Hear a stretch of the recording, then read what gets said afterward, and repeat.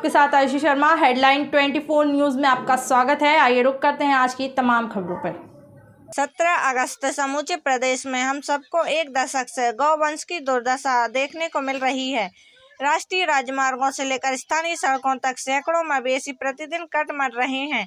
प्रदेश सरकार गौशाला निर्माण कर आवारा गौवंश की रोकथाम की बात करती है, लेकिन अन्य तमाम सरकारी योजनाओं की तरह गौशाला निर्माण भी दलालों की काली कमाई की भेंट चढ़ गई। उक्ताशय के आरोप पूर्व विधायक व जन असीमिता यात्रा के संयोजक माननीय श्री लक्ष्मण तिवारी ने आज एक दिवसीय प्रवास पर भोपाल में मीडिया को संबोधित करते हुए लगाया है।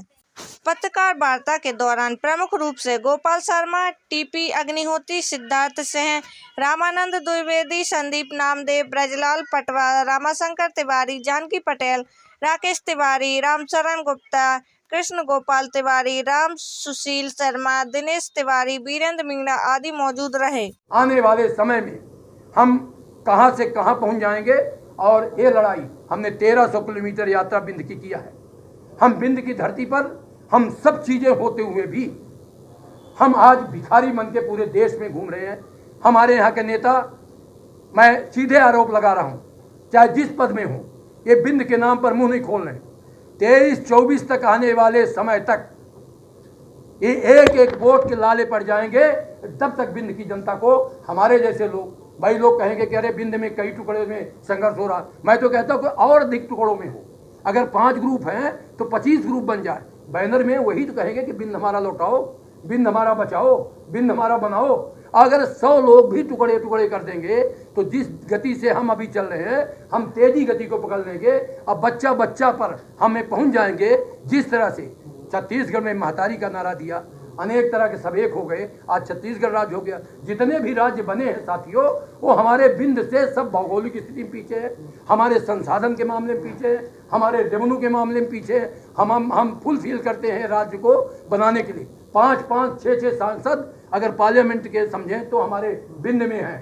परंतु खेद का विषय है कि हम बिंद के लोग हम अपना बना बनाया बिंद को मांग रहे हैं। इसलिए हम कह रहे हैं कि बिंद हमारा लौटाओ, बिंद हमारा पुनः हमको दो।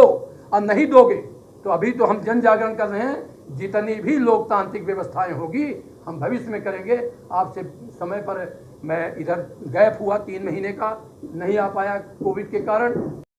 12 साल पहले 43 करोड़ लोग APL BPL से नीचे थे। एक सरकारी एजेंसी का बयान और इस देश के वित्त मंत्री का बयान आया, निर्मला जी का और माननीय प्रधानमंत्री जी का भी, कि अब हम 80 करोड़ लोगों को हम इसको खाद्यान्न दे रहे हैं। 80 करोड़ आखिर किसके बाप का है भैया? किसान का है। 10 महीने से किसान मर रहा बॉर्डर में, उसका कहीं कोई सुनवाई नहीं। और 80 करोड़ लोगों को तुम जब खैरात बांट रहे हो, अपाहिज बना रहे हो, कमजोर कर रहे हो, उसका 2 रिजल्ट आ रहा है जो मैं देखता हूं अपनी। मैं जमीन का आदमी, बड़े बड़े घरों के लोग भी भिखारी बनने के कतार में हैं। पैसा दे के कि मेरा नाम जोड़ दो गरीबी रेखा में, और वो करते क्या है? मोटरसाइकिल में बिलोरों में ला देंगे गल्ला, और वो गल्ला लेके निकलेंगे और वो जाएंगे बनिया के यहाँ, औने पौने दाम में बेचेंगे। फिर वो अड्डा छोड़ के वो पैसा पा जाएंगे तो शराब की दुकान में जाएंगे, और शराब पी के जब निकलेंगे तो दादागिरी करेंगे, सताएंगे, घटनाएं करेंगे, और जब घर में जाएंगे तो उत्पात मचाएंगे, मतलब माँ बाप का भी संस्कार खराब कर रहे हैं। ये तब बहुत बड़ी बात इस देश के लिए विडम्बना हो जाएगा। ये बाकी आरक्षण फरक्षण ठीक है, आरक्षण है उनको दो। हम खाद्यान्न बांटने के लिए भी मेरा ये सुझाव है, मत है कि आप गरीब को दो, किसी भी वर्ग का हो, आप अपाहिज को दो, आप विडोज जो हो गई हैं उनको दो, जो कहीं मारे गए हैं युद्ध में उनके परिवारों को दो, या जो वास्तव में गरीब हैं, जिनके 2 टाइम की रोटी नहीं नसीब हो सकती, उनको दो। हम उसके पक्षधर हैं, परंतु में रहकर ये आवाज़ उठा रहे हैं। बीते क्या हुआ, क्यों चला गया, इसकी मैंने कहानी बताई। इसलिए नारायण त्रिपाठी स्वागत के योग्य है।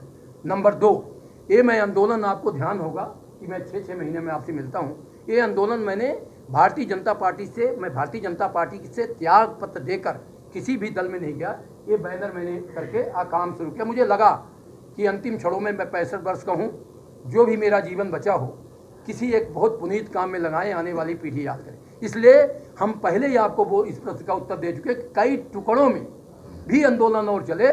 जब बिंद की बात आएगी, बिंद के लिए हम और नारायण और कई नारायण हम सब साथ में हैं। इतने नारायण बिंद में पैदा होंगे, इतने लक्ष्मण पैदा होंगे, इतने जिज्ञासाएं बढ़ रही हैं कि ये तो वक्त बताएगा। और हम केवल बैठकों तक सीमित नहीं हैं।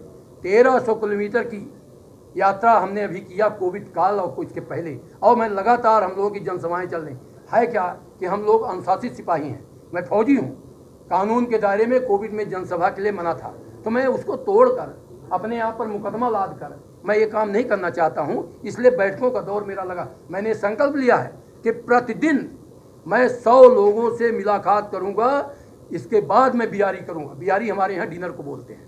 हम बात कर रहे हैं तो बियारी हम तब करेंगे रात को जब हम 100 लोगों से मुलाकात कर चुके होंगे। किसी कारण से 99 तय रह गए तो उस दिन का रात का अन्न हम ग्रहण नहीं करेंगे। ये मेरा संकल्प है। और ये संकल्प मेरा ही नहीं, ये मेरे साथी जितने बैठे हैं, एक साथी जितने बैठे हैं, ये कोई कमज़ोर लोग नहीं हैं। और जब भी इतिहास रहा है गवाह कि जब भी आंदोलन चला है तो हमारे यहाँ अजीत चिंताली जैसे लोग गरीब परिवार के, इन्होंने शहादत दिया है इस बिंद के लिए। इसलिए हम नारायण त्रिपाठी जी भी स्वागत योग्य हैं। हमारे यहाँ मुनीन तिवारी भी आज 20 वर्ष से इस आंदोलन को चला रहे हैं, वो भी हमारे लिए वंदनीय है, स्वागत योग्य है। फिर मैंने किया। दिक्कत कहाँ आ रही है? अपना मध्य प्रदेश के प्रत्येक तहसीलों में चाहता हूँ ताकि बेरोजगारी दूर हो, घर घर की आमदनी बढ़े, गौ माताओं की हत्या बंद हो, सड़क का एक्सीडेंट कमी आए और इससे बनने वाले उत्पादन से हम लोगों तमाम लोगों को आमदनी हो। ये केवल ना केवल बिंद में बल्कि पूरे भारत में नंबर 1 पॉइंट है। दूसरा, हम बिंद प्रदेश से हमारा जो 56 के पहले बिंद प्रदेश था वो हमारा बिंद प्रदेश लौटे, इसके लिए हम सब साथियों के साथ संघर्षरत हैं। अब बिना कोई लड़ाई झगड़ा या किसी लोकतांत्रिक व्यवस्था के तहत जब तक ना हो तब तक लौटता नहीं कोई चीज़। इसलिए इस तैयारी के लिए हम लोग चल रहे हैं। अभी हम शांतिप्रिय आंदोलन लोकतांत्रिक तरीके से कर रहे हैं और ये बिंद हमारा था, ये इसका प्रस्ताव भी पारित हुआ है। और ये न जाने कहाँ किस नेता के या किस कोठरी में कैद है, इसको हम कैद से बाहर करके अपना बिंद प्रदेश वापस लेंगे। सैनिकों का मध्य प्रदेश में दुर्दशा है। जो 1 लाख से ज़्यादा सैनिक रिटायरमेंट का मैं यहाँ संरक्षक बैठा हूँ, उनका आयोग बने, सैनिक आयोग। सरकार का इसमें कोई धन व्यय नहीं लगेगा और महंगाई और बेरोजगारी पर ये सरकार कंट्रोल करे। आज इन्हीं तमाम 5-6 मुद्दों के लिए हम आपके बीच प्रेस कॉन्फ्रेंस में हैं।